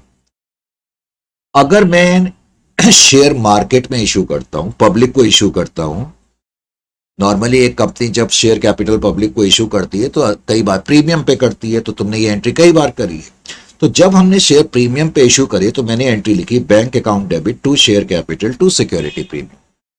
अब जब ये कंपनी अपनी बैलेंस शीट बनाएगी तो बैंक भी लिखेगी 110, शेयर कैपिटल के आगे लिखेगी 100, सिक्योरिटी प्रीमियम के आगे लिखेगी 10। यहां जो सिक्योरिटी प्रीमियम है इस केस में मैं कहूंगा रियलाइज्ड इन कैश है, क्योंकि इस सिक्योरिटी प्रीमियम के आगे जो 10 लाख हमने लिखा हुआ है, हमें मालूम है कि हमें 10 लाख रुपए का कैश मिला है, क्योंकि ये जो बैंक के आगे मैंने 110 लिखा है वो क्या लिखा है, 100 + 10, 100 रुपए कैपिटल के, 10 रुपए प्रीमियम के। तो ये तो रियलाइज्ड इन कैश है। लेकिन सपोज मैं एक एंट्री लिखूं वेंडर अकाउंट डेबिट। वेंडर तुम्हें मालूम है ना कौन लोग हैं? वेंडर अधिकतर वो लोग होते हैं, वैसे तो अकाउंट्स में लिटरल इंग्लिश में वेंडर का मतलब है बेचने वाला। कई बार कोई कंपनी किसी वेंडर से मशीनरी वगैरह खरीद लेती है, इससे पहले 11th-12th में तुमने करा हुआ है, और उनको हम पेमेंट कैश में नहीं कर रहे, लेट अस से शेयर कैपिटल इशू कर रहे हैं। तो हमने किसी वेंडर से लेट अस से 10 लाख की मशीनरी खरीदी थी, अब हम उसको पेमेंट कर रहे हैं। Vendor account debit, 2 share capital. मान लेते हैं वेंडर को हमने 110 लाख रुपए देने हैं। मान लेते हैं हमने 110 लाख की मशीनरी खरीदी थी, हमने वेंडर को कहा भाई हम आपको अपनी 100 लाख की शेयर कैपिटल दे रहे हैं, लेकिन हम आपको प्रीमियम पे देंगे। ठीक है, वेंडर ने कहा कोई बात नहीं, आपकी कंपनी की गुडविल अच्छी है, आप दे दो। अब इस केस में आप ध्यान से देखो, क्या इस केस में कहीं कैश लिखा हुआ है? नहीं लिखा हुआ। यानी कि अब की बार बैलेंस शीट में जो सिक्योरिटी प्रीमियम लिखा जाएगा, इसका मतलब ये नॉट रियलाइज्ड इन कैश है। Are you getting my point और नॉट? रियलाइज्ड इन कैश और नॉट रियलाइज्ड इन कैश का मतलब समझ में आना चाहिए। तो इसका मतलब क्या हो गया, जो मैंने कहा कि सिक्योरिटी प्रीमियम में 10 लाख रुपए हैं, अगर क्वेश्चन में नीचे इस तरीके से दिया होगा कि security premium balance include so and so amount on shares issued to vendor, यानी कि वो क्या कह रहे हैं कि ये जो सिक्योरिटी प्रीमियम है इसमें 3 लाख रुपए का प्रीमियम उन शेयर्स पर है जो तुमने वेंडर्स को इश्यू करे। और तुमने अभी अभी देखा कि अगर मैंने शेयर वेंडर्स को इश्यू करे हैं तब मेरे पास प्रीमियम आएगा, तो इसका मतलब वो नॉट रियलाइज्ड इन कैश है। इसका मतलब ये वाला हिस्सा नॉट रियलाइज्ड इन कैश है और 7 लाख रुपीज जो है वो रियलाइज्ड इन कैश है, और जो पोर्शन रियलाइज्ड इन कैश है उसी का इस्तेमाल तुम कर सकते हो बोनस इश्यू के लिए, बशर्ते तुम bonus issue fully paid share को कर रहे हो। क्योंकि पार्टी पेड ऑफ शेयर को जब बोनस इश्यू करा जाता है तो वो सिर्फ रेवेन्यू नेचर के रिजर्व से करा जाता है। मैं तुम्हें एक एग्जांपल और देता हूं। सपोज किसी कंपनी में लिखा हुआ है कैपिटल रिजर्व 5 लाख, ये किसी कंपनी की बैलेंस शीट है और लिखा हुआ है कैपिटल रिजर्व 5 लाख, और नीचे तुम्हें एक इंफॉर्मेशन दे दी कि capital reserve includes 3 lakhs on account of revaluation of land and building, और सिंपली लैंड लिख लो। क्या मतलब निकला इसका? इतना तो समझ में आ जाना चाहिए कि वो कह रहे हैं कि ये जो कैपिटल रिजर्व है इसमें 3 लाख रुपए because of revaluation of land and building है। मान लेते हैं हमने अपनी लैंड को रीवैल्यू करा और लैंड की वैल्यू बढ़ गई होगी, मान लेते हैं हम 3 लाख से बढ़ गई होगी, तो जब लैंड की वैल्यू बढ़ती है तो उसकी एंट्री होती है land account debit to revaluation reserve account या कैपिटल रिजर्व अकाउंट, कुछ भी लिखा जा सकता है। रीवैल्यूएशन रिजर्व, कैपिटल रिजर्व या एसेट्स रीवैल्यूएशन रिजर्व अकाउंट।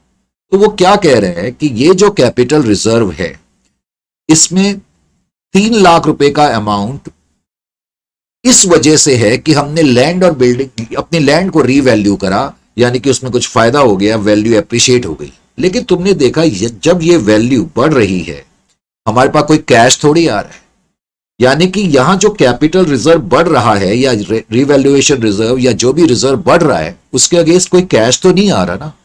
तो इसका मतलब ये जो कैपिटल रिजर्व है इसमें जो 3 lakhs हैं उसके अगेंस्ट कोई कैश नहीं आ रहा। इसका मतलब कैपिटल रिजर्व में से 3 लाख का जो पोर्शन है वो नॉट रियलाइज्ड इन कैश है, that is not realised in cash. बात समझ में आ गई?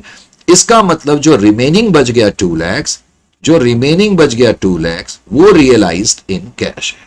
पहले तो ये चीज समझ में आनी चाहिए। Is it clear to you?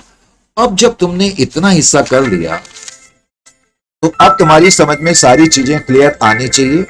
तो फिर मैं आगे का काम अभी करता हूं। Just give me 2 minutes of time.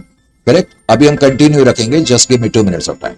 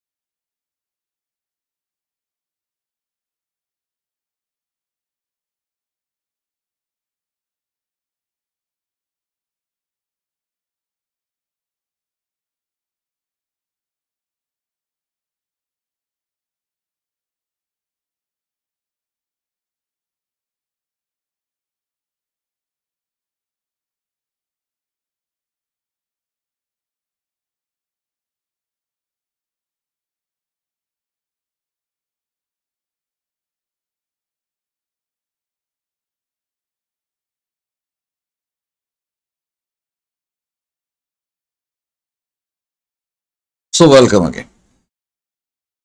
So there, first of all, sorry for a bit of interruption. But एक कॉल थी जो मुझे अटेंड करनी थी. Anyway, तो बोनस इशू के बारे में ये सब चीजें मैंने तुम्हें बताई. मैं जल्दी से जरा रिकैप भी कर दूं. मैंने अभी तक सबसे पहले तो तुम्हें क्या बताया था कि बोनस की 2 टाइप्स होती हैं. अब तुम्हें ये मालूम होना चाहिए, एक तो बोनस होता है फुल्ली पेड अप शेयर्स को, एफपीएस, फुल्ली पेड शेयर को, एक पार्टली पेड अप शेयर को. मैंने ये बताया कि फुल्ली पेड अप शेयर को हम बोनस इशू कर सकते हैं कैपिटल नेचर के रिजर्व से भी और रेवेन्यू नेचर के रिजर्व से भी. लेकिन कैपिटल नेचर के रिजर्व्स जो हम इस्तेमाल करेंगे वो रियलाइज्ड इन कैश होने चाहिए. ये बात आपको समझ में आनी चाहिए. और पार्टली पेड अप शेयर को फुल्ली पेड करने के लिए जो बोनस इशू करा जाता है उसमें हम केवल रेवेन्यू नेचर के रिजर्व इस्तेमाल कर सकते हैं. और मैंने आपको यह भी बताया था कि स्टैट्यूटरी नेचर के रिजर्व हम इस्तेमाल नहीं कर सकते. स्पेसिफिक नेचर के रिजर्व, स्पेसिफिक नेचर के रिजर्व्स का मतलब बेसिकली होता है क्या? स्पेसिफिक नेचर के रिजर्व्स का मतलब होता है प्रोविजंस. इनका भी हम इस्तेमाल नहीं कर सकते. तो बेसिकली जो बोनस इशू है, जब हम इसमें क्वेश्चन करेंगे तो हमें प्रॉपर यूटिलाइजेशन ऑफ रिजर्व्स के बारे में मालूम होना चाहिए. तो जो कुछ मैंने अभी तक तुम्हें लिखा है, ये इतनी सारी जो रफ शीट्स मैंने तुम्हारे सामने ये भरी हैं, करेक्ट, 9-10. तो अब मैं थोड़ा सा तुम्हें इस चैप्टर के बारे में लिखा दूं. जिसको लिखना है वो फटाफट अब मेरे साथ लिखे. जो तो मेहनत करने के लिए तैयार है वो क्लास अटेंड करे. And if you are going to attend the class, you are going to reap the benefits. Bonus issue, bonus and rights issue, bonus and rights issue. This is the name of the chapter. ये chapter का नाम है bonus and rights issue, correct. लेकिन हम पहले bonus issue को ले रहे हैं. राइट्स इशू हम बोनस इशू को फिनिश अप करने के बाद लेंगे. बोनस इशू, सबसे पहले तो आपको यह मालूम होना चाहिए कि कंपनीज एक्ट 2013 का जो सेक्शन 63 है वो इस पे अप्लाई करता है. तो आप लिखें पहला पॉइंट तो आप मेरे साथ लिखें. Let me pick up the black pen now. तो इसके अंदर आप लिखें issue of bonus shares, issue of bonus shares is covered. Issue of bonus shares is covered by section 63,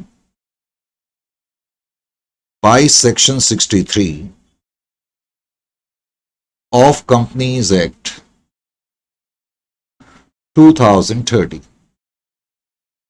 याद रखें, आपके एमसीक्यूज भी आते हैं तो इस तरह की चीजें आपको बहुत अच्छी तरह डिटेल में मालूम होनी चाहिए, करेक्ट. उसके बाद आप क्या लिखेंगे? उसके बाद मैंने क्या बताया, बोनस इशू का क्या मतलब होता है. मैंने उसके बाद बताया था कि बोनस इशू का मतलब है एक कंपनी के द्वारा अपने एग्जिस्टिंग शेयर होल्डर को शेयर्स देना फ्री में. तो लिखें issue of bonus shares, issue of bonus shares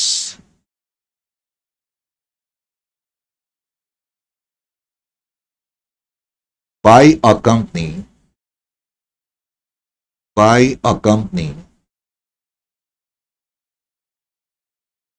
to its existing shareholders, जो पहले से ही कंपनी के शेयर होल्डर्स हैं, existing shareholders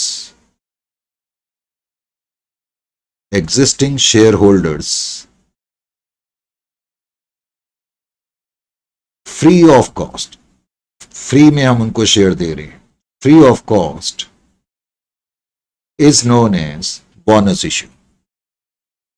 तो जब कोई कंपनी अपने एग्जिस्टिंग शेयर होल्डर्स को फ्री में शेयर देती है तो उसको हम कहते हैं bonus issue. Is known as bonus issue.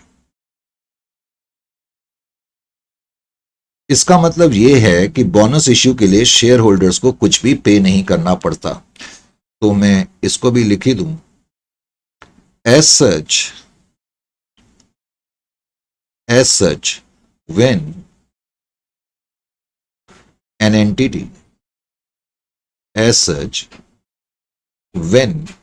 an entity makes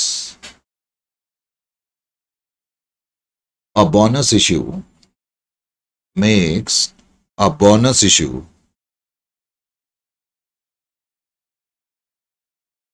comma, shareholders shareholders of the entity, shareholders of the entity are not required,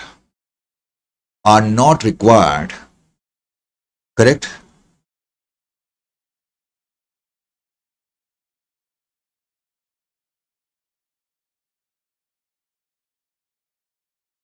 Thank you so much. Shareholders of the, thank you so much. Thank you so much that you got exemption in CMA. It's so nice to hear that. So, yes, last time I gave final classes free of cost. Not exactly the full classes, but whatever I could. But some major chapters I covered. And thank you so much that you cleared your CF final with exemption. This is the message actually I'm reading. As such, when an entity makes a bonus issue, shareholders of the entity are not required to pay, are not required to pay for the same. तो बेटा ये जो message तुम देख रहे हो flash हो रहा है, this should give U a sort of motivation. बहुत से लोग हमें फाइनल लेवल का ही टीचर समझते हैं, ऐसा कुछ नहीं है. इंटर लेवल पे भी आप अगर क्लासेस अटेंड करेंगे, you will see the difference, because we are giving exclusive classes.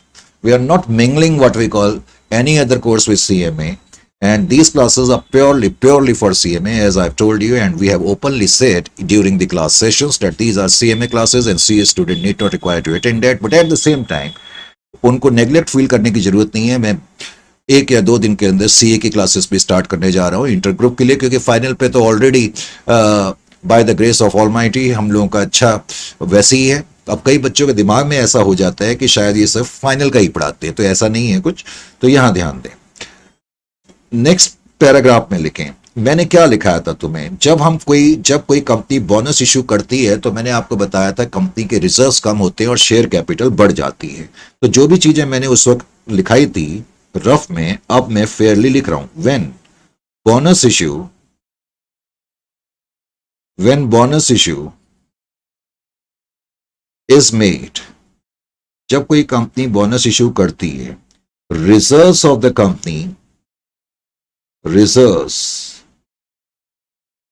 Company decline. Company के रिजर्व्स तो डिक्लाइन होंगे, of the company decline, while its share capital. अब बिकॉज शेयर कैपिटल तो क्रेडिट हो रही है ना, तो शेयर कैपिटल तो बढ़ेगी, इसमें कोई डाउट नहीं. while its share capital shall increase.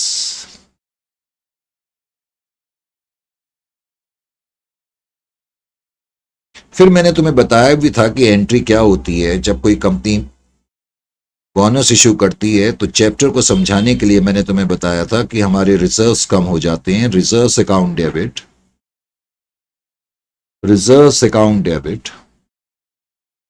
To share capital account,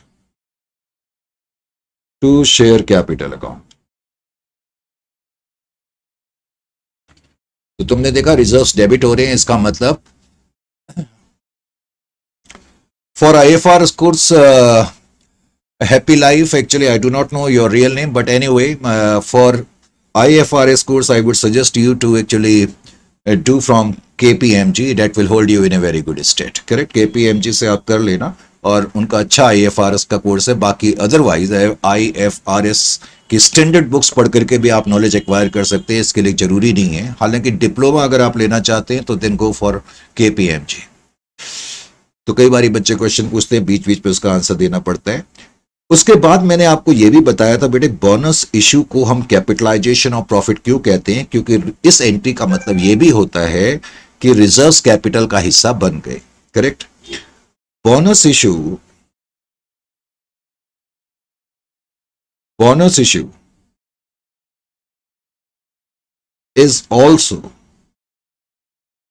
is also known as, मैं इसको रेड पेन से लिख दूं, कैपिटलाइजेशन ऑफ प्रॉफिट्स. यही बताया था मैंने. अब तुमसे कोई पूछे कि बोनस इशू को कैपिटलाइजेशन ऑफ प्रॉफिट्स क्यों कहते हैं, तो you should be in a position to deliver the answer. Capitalisation of profits. Correct? क्यों कहते हैं? क्योंकि रिजर्व्स कैपिटल का हिस्सा बच जाते हैं.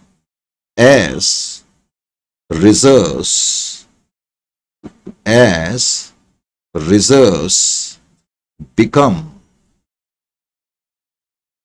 part of capital, part of share capital. इसलिए इसको कैपिटलाइजेशन और प्रॉफिट भी कहते हैं. मैंने ये भी बताया था, जब कोई कंपनी, ओहो I am CMA Uma Shankar, so you are Uma Shankar, I remember you. You are one of my very old students. So nice to hear that. And all others who are watching this, Uma Shankar is saying that he watched my own online classes for final level and he cleared with exemption. That's a great thing. And I wish you all the success in life, Uma Shankar. Correct? Thank you so much. Bonus issue is also known as capitalization of profits as reserves become part of the capital. And now, मैंने ये भी बताया था बेटे, जब कोई company bonus issue करती है तो बोनस इश्यू एक तरीके का बेनिफिट है. करेक्ट? एक तरीके का बेनिफिट है. किसके लिए बेनिफिट है? शेयर होल्डर्स के लिए.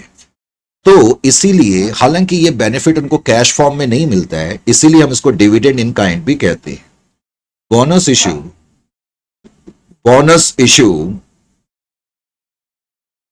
is also referred to as dividend in kind. Where is my red pen? Bonus issue is also referred to as dividend in kind. ये भी मैंने तुम्हें बताया था. Dividend in kind. ये जो मैं लिखा रहा हूं, आपको बस यही थ्योरी पढ़ने की जरूरत है चैप्टर में, और कुछ पढ़ने की जरूरत नहीं है. You should be in a position to attempt any MCQ अगर कोई आता है तो. फिर जब मैंने आज का ये सेशन लिया तो मैंने तुम्हें आगे ये भी बताया कि बोनस इशू बेसिकली 2 टाइप्स का होता है. Types of bonus issue.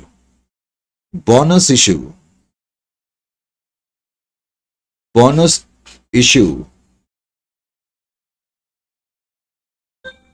could be. तो बोनस इशू जो हो सकता है, just let me pick up the scale यहां रखा हुआ है, तो आपके लिए मुझे बड़ा नीट काम करना पड़ता है. ठीक है? तो bonus issue could be to fully paid share, जैसा कि मैंने बताया था.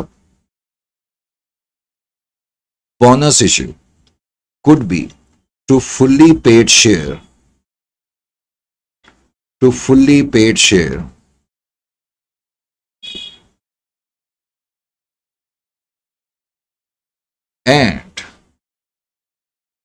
and to partly paid up shares,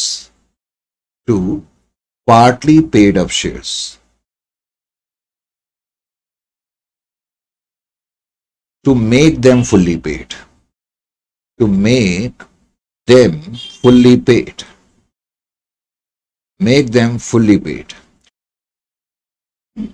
तो बेटे बोनस इश्यू जो है वो 2 टाइप्स का होता है. एक तो मैंने क्या कहा, to fully paid share and to partly paid up shares. Correct?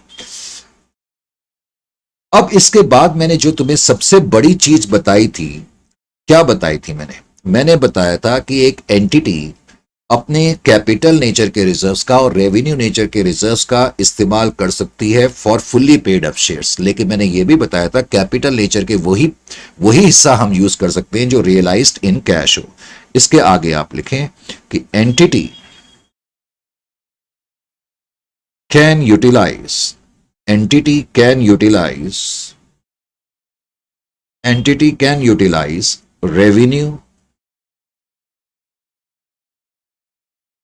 revenue nature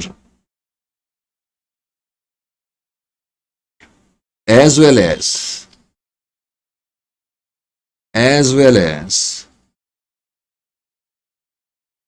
as capital nature reserves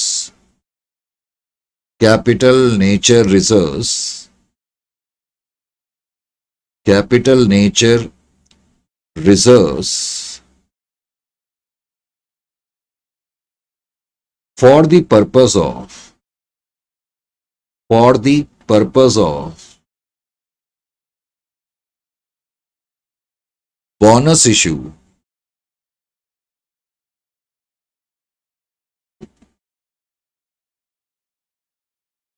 to fully paid shares. अगर तो bonus issue fully paid share को हो रहा है, फुल्ली पेड शेयर्स, तब तो हम कैपिटल नेचर के रिजर्व्स और रेवेन्यू नेचर के रिजर्व्स इस्तेमाल कर सकते हैं, करेक्ट। लेकिन यहां पर मैं वो पॉइंट याद दिला रहा हूं, it is important to note,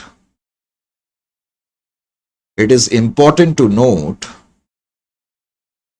that only such capital nature reserves, only such capital nature reserves, only such capital nature reserves can be utilized,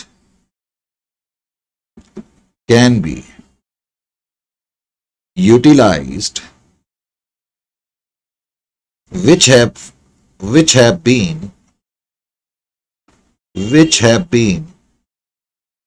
realized in cash, which have been realized in cash। आप उन्हीं capital nature के reserves का इस्तेमाल कर सकते हैं जो कि रियलाइज्ड इन कैश हैं। यानी कि जब आप कैपिटल नेचर के रिजर्व का इस्तेमाल करेंगे तो ये पॉइंट आपको बहुत ध्यान रखना होगा, करेक्ट। और मैं बता ही चुका हूं कि पार्टली पेड अप शेयर में उतनी प्रॉब्लम नहीं है, क्योंकि पार्टली पेड अप शेयर्स जब हम बोनस इश्यू करते हैं तो हम केवल रेवेन्यू नेचर के रिजर्व्स कर सकते हैं। However,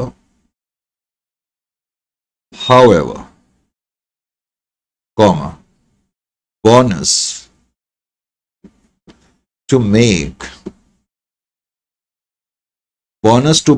partly paid up share, bonus to make partly paid up shares as fully paid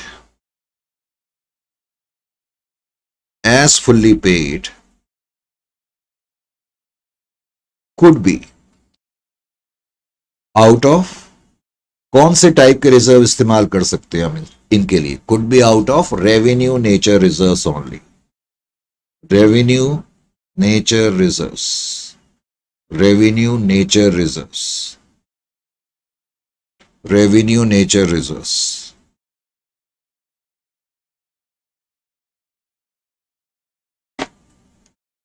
अब आपको ये सब बातें पता लग गई। अब मैं आपको लिस्ट लिखा देता हूं कि रेवेन्यू नेचर के रिजर्व्स कौन से होते हैं।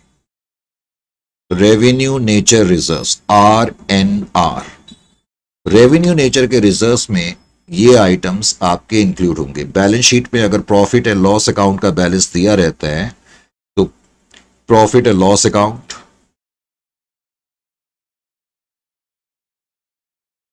General reserve. In fact revenue nature के रिजर्व्स वो रिजर्व्स हैं जिनका जन्म प्रॉफिट एंड लॉस अकाउंट से ही होता है। ये सारे reserve profit and loss account से ही बनते हैं।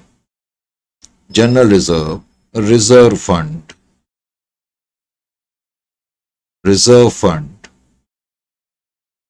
इंश्योरेंस फंड, ये सब रेवेन्यू नेचर के रिजर्व्स हैं। रेवेन्यू नेचर के रिजर्व्स क्या होते हैं? जिनका जन्म प्रॉफिट एंड लॉस अकाउंट से होता है। यानी कि जब आप एंट्री लिखते हैं profit and loss account debit, correct, profit and loss. सब लोग इतना लेट आ रहे हैं ऐसा लग रहा है। अगर आगे से तुम लोग इतना लेट पहुंचोगे तो लगता है क्लासेस बंद करनी पड़ेंगी। अगर तो इतना शेयर करो कि देश के हर बच्चे का भला हो, तब मुझे लगेगा कि मैं जो चाह रहा हूं वो उसमें मैं कामयाब हो रहा हूं, करेक्ट। नोट्स भी तुम्हें मिल जाएंगे। मैंने तुम सबको कहा था किसी भी तरह का क्वेश्चन पूछने की जरूरत नहीं। जो भी चैप्टर यहाँ कराया जा रहा है, क्वाइट ऑब्वियसली ये कहने की किसी को जरूरत नहीं है, सब नोट्स आपको अपने आप मिल जाएंगे। जैसे कि आप मान लेते हैं नेक्स्ट टाइम से मैं जब कोई क्वेश्चन स्टार्ट करूंगा तो आपके पास नोट्स होने चाहिए ना, मुझे भी मालूम है, तो आप निश्चिंत रहें इस मामले के लिए। लेकिन पेशेंस दिखाना पड़ेगा। अगर हर दिन आप सेम क्वेश्चन पूछते रहेंगे, कोई पूछ रहा है सर ये classes totally free of cost है, आप इस तरह के क्वेश्चंस ना पूछे।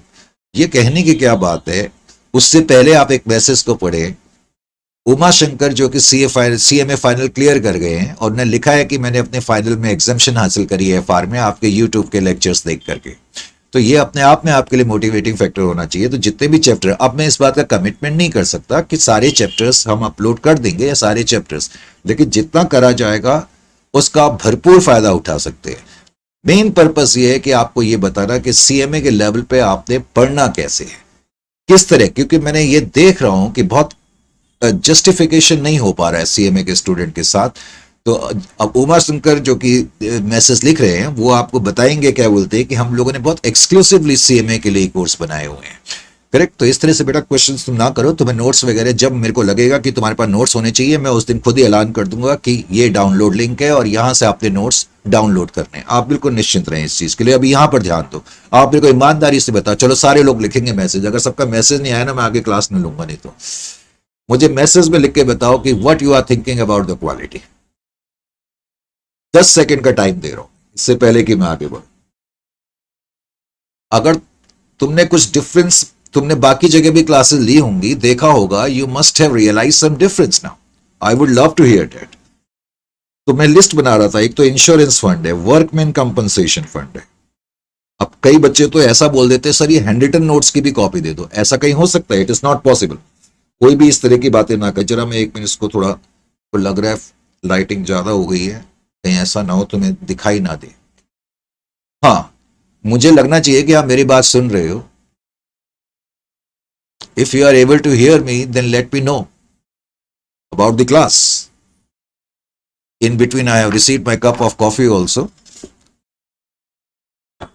Thank you. Yes.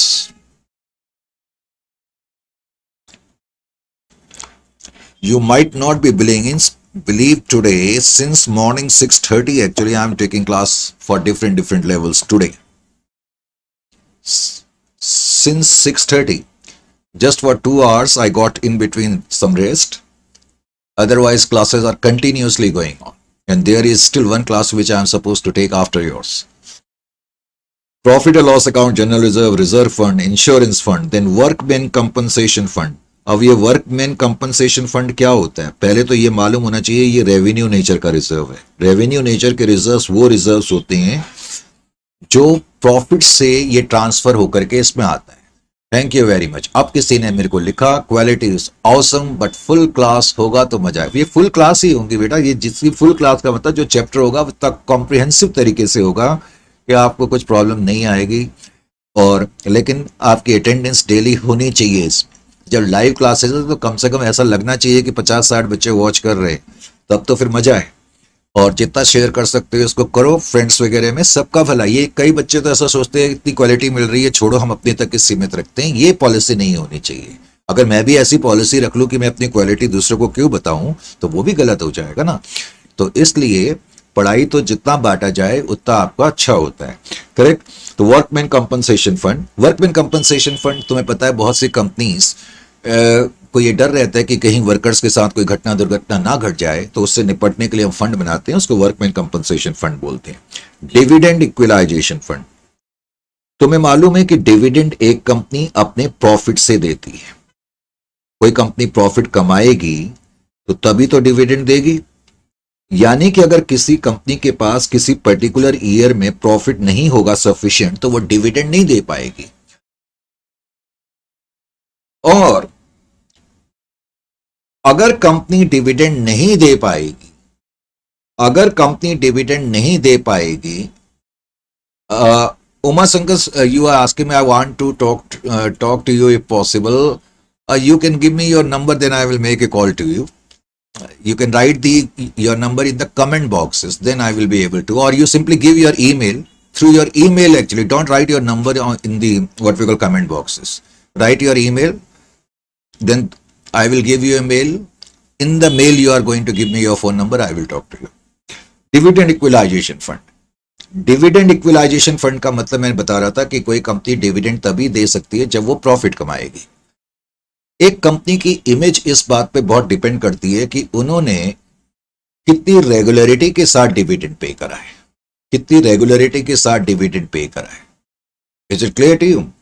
तो एक कंपनी ने कितनी रेगुलरिटी के साथ डिविडेंड पे करा है, तो तो अगर किसी साल प्रॉफिट कम होगा तो हम डिविडेंड नहीं पे कर पाएंगे, तो कंपनी क्या करती है, अपने प्रॉफिट का कुछ हिस्सा डिविडेंड इक्विलाइजेशन फंड में डाल लेती है कि इन केस अगर किसी साल प्रॉफिट कम हो तो फिर भी हम डिविडेंड पे कर सके। ऐसे डिवेंचर्स को रिडीम करने के लिए एक फंड बनाया जाता है, तुमने 11th-12th में पढ़ा होगा, इसको सिंकिंग फंड कहते हैं। ये भी रेवेन्यू नेचर का फंड है। ये सब रेवेन्यू नेचर के और कैपिटल नेचर के जो हैं, CNR कैपिटल नेचर। अब इनकी लिस्ट है जैसे सिक्योरिटी प्रीमियम,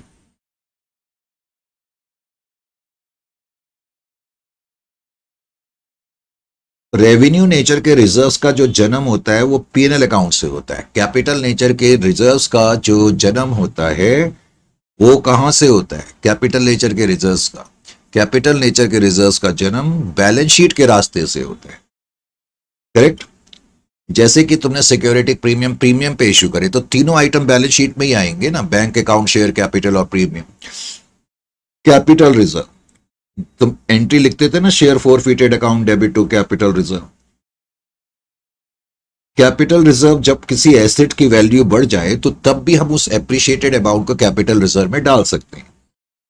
एक होता है कैपिटल रिडम्पशन रिजर्व, ये तुम्हारे लिए नया वर्ड है, कैपिटल रिडम्पशन रिजर्व। इसके बारे में जब तुम रिडम्पशन ऑफ प्रेफरेंस शेयर पढ़ोगे तो तब मैं ज्यादा डिटेल में बताऊंगा कैपिटल रिडम्पशन रिजर्व।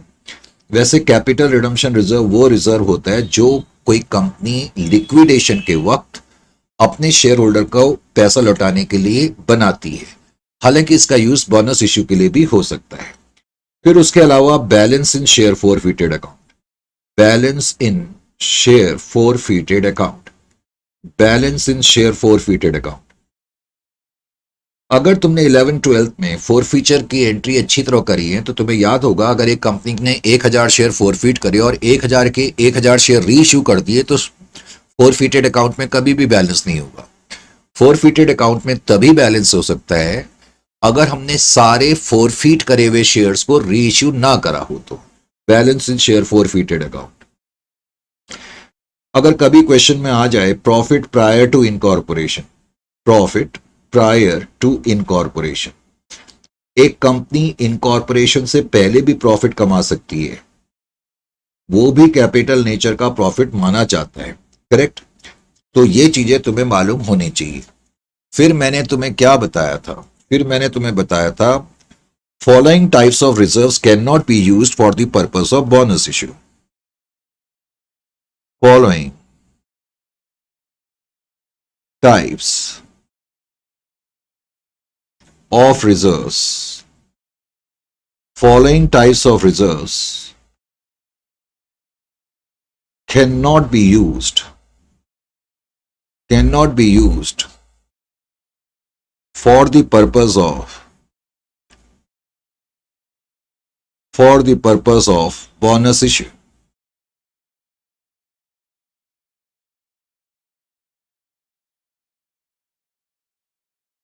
तो मैंने आपको कुछ रिजर्व्स बताए थे, कौन कौन से रिजर्व बताए थे, जैसे स्टैट्यूटरी रिजर्व्स बताया था, मैंने आपको स्पेसिफिक रिजर्व बताए थे। अब उनकी लिस्ट आपने बनानी है तो बना लो।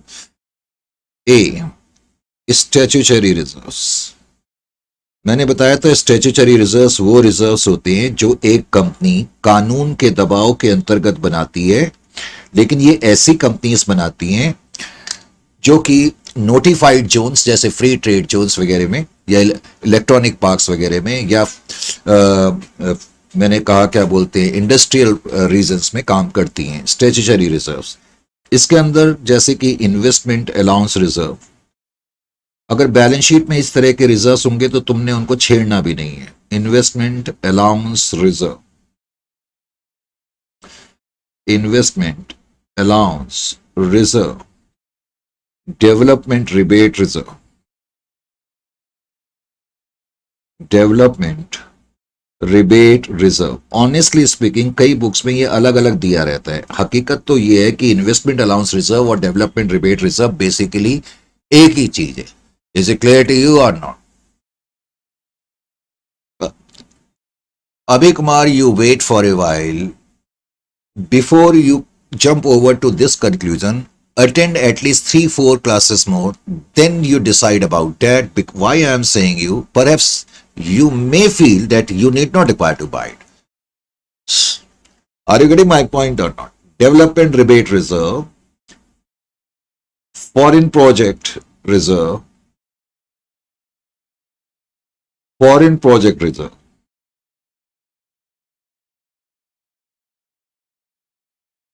Then अब इसमें कुछ और भी होते हैं, मैंने जान के नहीं लिखा है क्योंकि तुम्हारे लेवल से बहुत हाई होते हैं, जैसे टी बोर्ड रिजर्व्स वगैरह, करेक्ट।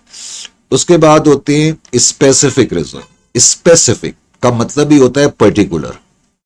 स्पेसिफिक रिजर्व्स जिनको कि हम प्रोविजंस कहते हैं बेसिकली, ये पर्टिकुलरली किसी ना किसी एसेट के अगेंस्ट बनती है। स्पेसिफिक रिजर्व्स या प्रोविजंस, जैसे कि provision for doubtful debts, provision for doubtful debts, doubtful debts, जैसे कि provision for depreciation, provision for depreciation, provision for investments. Investment की वैल्यू कहीं फॉल ना हो जाए, हमें लॉस ना हो जाए, उससे निपटने के लिए हमने प्रोविजन बनाया। तो यहां तक मैंने आज डिस्कशन करा था। नेक्स्ट सेशन में जब मैं आपसे मिलूंगा तो क्वाइट ऑब्वियसली ऑलमोस्ट एक क्लास और एक क्लास और नेक्स्ट 2 सेशंस में will try to finish up this particular chapter and next session में आपसे मुलाकात होगी। कोई भी अननेसेसरी क्वेश्चंस ना करे, enjoy these teachings and feel good about it. And if you really feel good about it तो कमेंट बॉक्स में कम से कम तुम्हारे हर एक बच्चे का कमेंट आना चाहिए। जो ये लाइव चैट्स भी नहीं, मैं कमेंट बॉक्स की बात बता रहा हूं, मैं देखूंगा, चेक करूंगा, जिसका नहीं आएगा तो भी प्रॉब्लम होगी। ओके देन, तो टाइम हो गया यहाँ पर आपसे विदा लेने का। टाइम 8:30 होने वाला है, 8:22 हो रहे हैं एक्चुअली, तो ठीक है फिर चलते हैं। तो इट्स टाइम टू से good night, God bless you.